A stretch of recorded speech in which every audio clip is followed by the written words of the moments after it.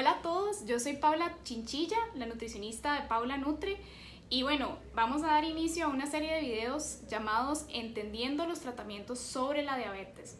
¿Por qué esto es tan importante? Porque muchas veces estamos enfrente tal vez de un médico o un nutricionista y nos hablan de los tratamientos que tenemos que tener, nos dan un diagnóstico, pero tal vez no entendamos para qué sirven o no entendamos cómo funcionan en nuestro cuerpo. Y al entender todo esto va a ser más fácil para nosotros adherirnos a estos tratamientos. Bueno, y en esta serie de videos voy a tener un grupo de invitados que son expertos en este tema y que yo admiro grandemente. Y hoy tenemos al doctor Javier Calvo. Si quieren nos cuenta un poco más de usted. Bueno, hola Paula, mucho gusto estar por acá compartiendo con ustedes. Mi nombre es Javier Calvo, soy médico endocrinólogo y nosotros tenemos la dicha de poder trabajar bastante con los pacientes que tienen la condición de la diabetes, y parte de todo esto es dar un poquito de educación, sacar algunas dudas que puedan estar, y con mucho gusto vamos a participar en esta charla.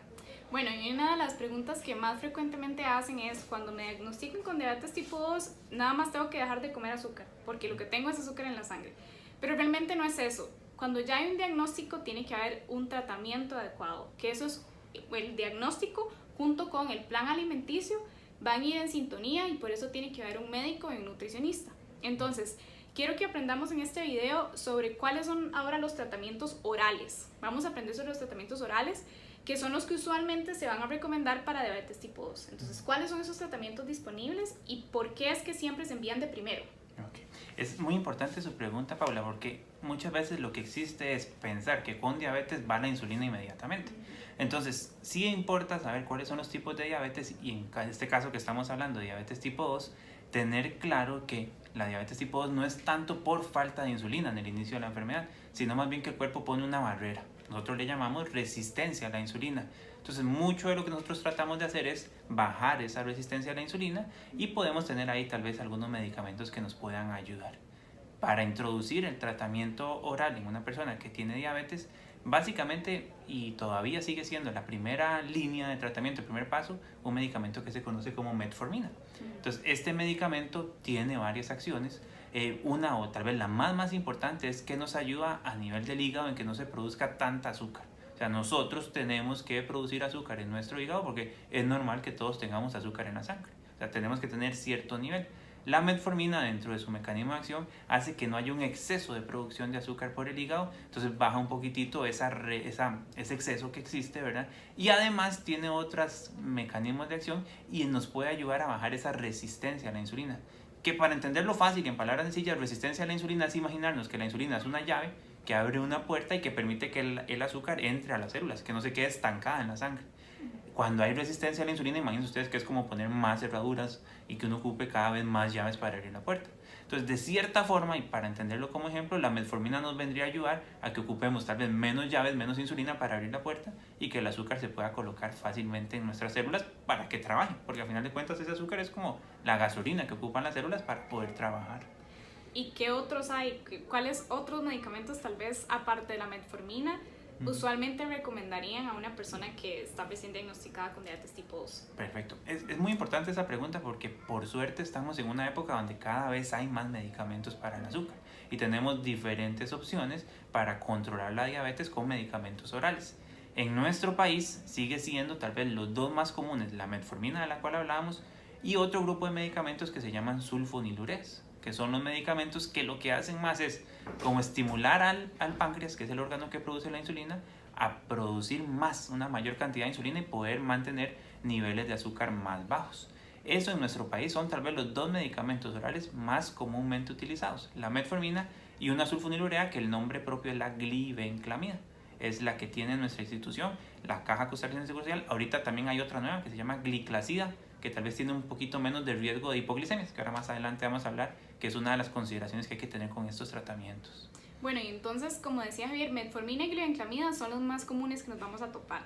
¿Qué es lo que sucede con la metformina? Que uno de los efectos secundarios es que provoque diarrea, dolor de estómago, náuseas. ¿Y cómo podemos hacer, juntando ya la parte de la alimentación, para evitar esto? Es tomarlos junto con las comidas, ¿verdad? Para evitar todos estos efectos.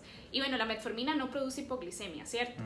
A comparación con la glibenclamida. Exactamente. Entonces, ¿qué es lo que podríamos pensar? Que si la glibenclamida, como decía Javier, lo que hace es que el páncreas ayude a producir un poco más de insulina, que en tipo 2 todavía lo producen un poquito, entonces necesita la alimentación también para evitar una hipoglicemia. Entonces podríamos pensar que si estamos tomando glibenclamida, no nos saltemos los tiempos de comida, Sí. ¿cierto? Yo creo que eso es muy importante, Paula, que con los tratamientos para la diabetes hay un horario. Y no solo con los tratamientos, sino usted va a tocar, me imagino, el tema de la parte de la alimentación. O sea, una persona que tiene diabetes, lo que tiene que tener en cuenta es que tiene que ser muy ordenada, tiene que ser muy metódica y se importa mucho cómo se toman los medicamentos y cómo arma su horario de comidas. Y sí son diferentes. La metformina, lo que más produce, como veíamos antes, es un efecto que no es propiamente el de bajar el azúcar de golpe, por así decirlo. Entonces, nuestra razón para darlo después de las comidas es que así se tolera mejor. Entonces, con la metformina hay que hacer la distinción que es un medicamento que se toma con el estómago lleno. Inclusive nosotros de forma práctica le decimos a los pacientes que se la tomen cuando están comiendo. O sea, que a la mitad de su tiempo de comida pueden tomarla y tranquilamente lo pueden hacer así porque va a caerles mejor, va a darles menos molestia. ¿Cuáles molestias les puede dar a las personas la metformina? Bueno, distensión en el estómago, o sea, con la panza infladita. Pueden tener también gases, eructos, como esa sensación de mucha llenura, diarrea. Y sobre todo, cuando nosotros empezamos la metformina, una manera de evitar eso es ir aumentando poco a poco. Entonces, cuando su médico les indica utilizar metformina, muy probablemente les va a decir que empiecen poco a poco. Que la primera semana se tomen una pastillita.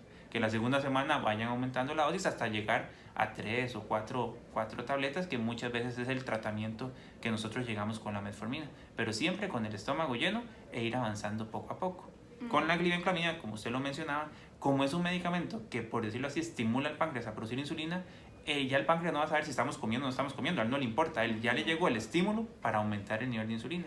Y si lamentablemente no comimos bien, ahí es donde puede venir un bajonazo o hipoglicemia como lo conocemos nosotros. Bueno, y en algún momento estas pastillas dejan de ser efectivas. ¿Cómo nos damos cuenta de que ocupamos un ajuste de tratamiento? ¿Cómo podemos nosotros darnos cuenta de que necesito ir a hablar con el médico y decir, ¿será que necesito, se están subiendo mucho las glicemias? ¿O cuáles son las señales de que mi cuerpo ya está necesitando un ajuste? Okay. Bueno, para nosotros es muy importante y tal vez el mensaje es que no lo vean como un fracaso del tratamiento, que ya vayamos ocupando más herramientas.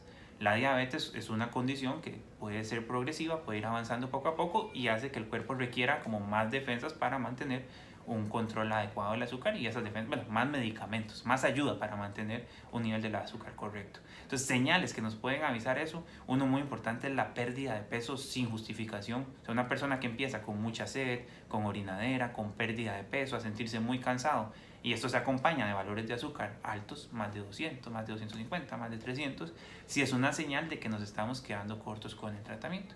Y también nuestro gran aliado es la hemoglobina glicosilada, porque tenemos que recordar que esta hemoglobina glicosilada es una forma de saber cómo ha estado el azúcar en los últimos 3 meses aproximadamente. Si no estamos alcanzando las metas, es una forma de reconocer que el medicamento tal vez no está siendo suficiente y que requerimos una nueva opción de tratamiento para controlar mejor el azúcar. Entonces, tal vez esas señales, ¿verdad? Síntomas de que estamos descompensados, como pérdida de peso, orinadera, la sed, el cansancio muy extremo, que pueden parecerse un poco a los síntomas si nos descompensamos en el debut que tuvimos al inicio de la enfermedad, pueden ser un aviso de que ya no estamos controlando con las pastillas. O lo otro sería estar con niveles de azúcar muy altos en el control de la hemoglobina glicosilada. Bueno, ¿y qué es lo más importante de todo esto? Como decíamos desde un principio, que no solo es que yo me esté tomando la pastilla en los horarios, sino también qué está sucediendo el resto del día. Estoy alimentándome bien, estoy siguiendo las recomendaciones nutricionales. La parte más importante también es el ejercicio. Una forma de que estas pastillas al inicio de su diagnóstico funcionen mejor es también el ejercicio. ¿Por qué? Porque el ejercicio aumenta esa sensibilidad a la insulina. Entonces estamos dando pastillas para que aumente esa sensibilidad y para que el páncreas produzca más, y lo juntamos con una buena alimentación y con el ejercicio, es un tratamiento exitoso usualmente, claro, ¿verdad? Entonces sí es de suma importancia también que los motivamos a que si ustedes no entienden algo sobre su tratamiento, que si ustedes le ponen una pastilla enfrente y no entienden para qué sirve, pregunten siempre, porque de esa forma van a poder también adherirse mayormente a este tratamiento y ver realmente cuál es la importancia. Claro. Bueno, y muchas gracias, Javier, por enseñarnos sobre este tema, y queden también atentos al resto de los videos que vamos a aprender de otros tratamientos. Muchas gracias. Muchas gracias a todos por su atención.